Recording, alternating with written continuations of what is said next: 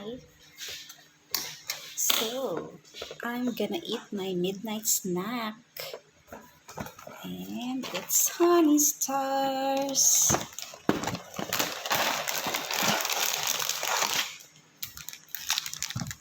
Oh,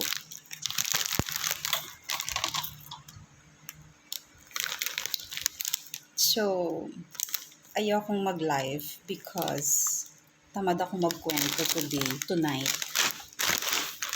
So, mag-recorded lang itong ginawa ko. Ooh, my favorite.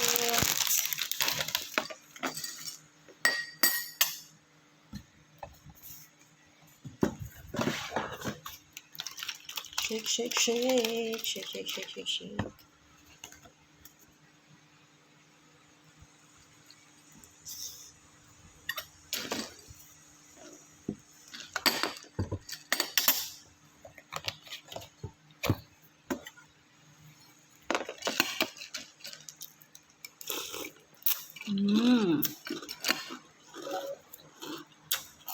Lowbat na ako. Sarap ng life. Ako kung alam ko lang na na makakain mo pa din pala yung mga gusto mong kainin kahit wala kang trabaho. Matagal na ako nag-asawa. Joke. Paano ko gagawin yun? 2019 ko lang nakilala yung asawa ko, di ba? Hi. Thank you, Lord, for all the gifts. Tuwan-tuwa eh.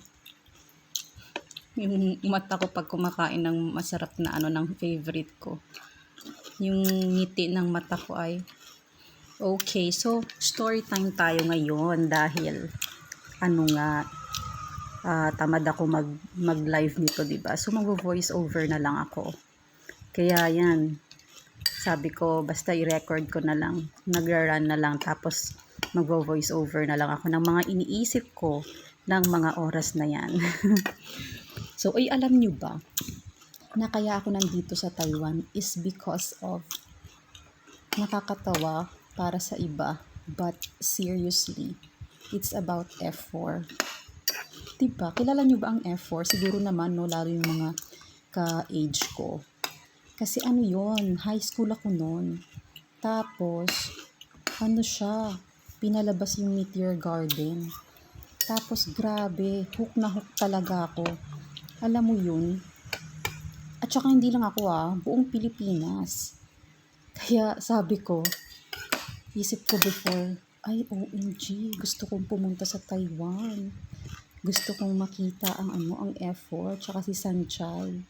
Alam mo yun, yung pagbata ka, pag once na maisip mo, kunyari may mga favorite na celebrities ka or idols na ganyan, yung feeling mo, dahil lagi mo silang, lagi ka nagbabasa ng mga clips about them, ng mga updates about them, feeling mo, kilala mo na sila, tapos feeling mo, dahil gustong-gusto mo sila, kayang-kaya mo silang, alam mo yun, maging friends, makilala, or kahit makita man lang, di ba? Kakaloka. Tapos yun, so nag-start akong mag-dream.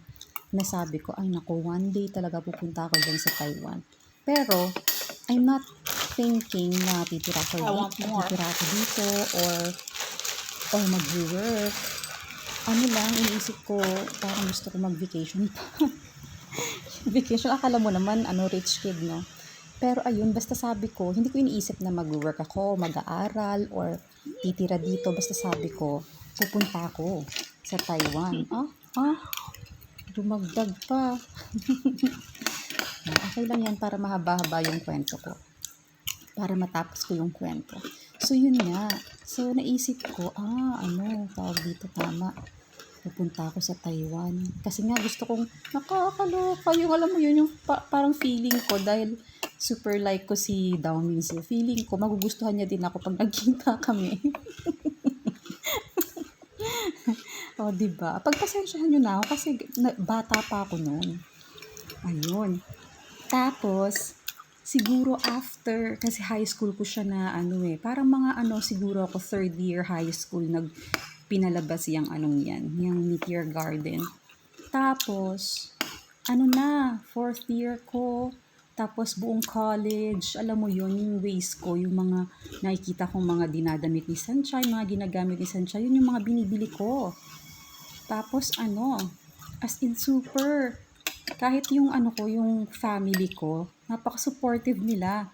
Kasi pag ano, kunyari aalis yung papa ko, Papa, bilhan mo ko ng ano, poster ng F4 tsaka ni Sanchay. Aba, pagdating nga, meron.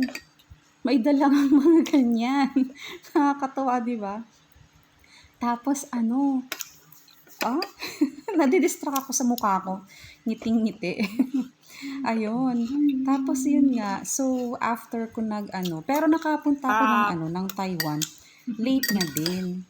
Ano siya, after siguro mga less than 10 years before ko sila makilala, before ko sila makita sa TV. So, before 10 years, within 10 years, ayan, na nag-work na ako sa Taiwan. Tapos, alam niyo ba, ang tagal-tagal ko na dito, pero wala pa akong nakikitang ni isang F4 kahit si Shanghai, hindi ko pa nakikita. Kakaloka. Alam niyo, buti pa yung ano ko, yung friend ko dito. Dito ko din siya nakilala. Tapos ano, roommate ko siya. Alam mo, nagpunta siya sa ano, nag-hotel siya one time. Kaya lang, may kasama siya noon. Sorry. Excuse me. So, yun nga, may kasama siya. Kaya, yun, di din siya nakapagpa-picture. Pero at least nakita niya, diba? OMG. Sige, bye na!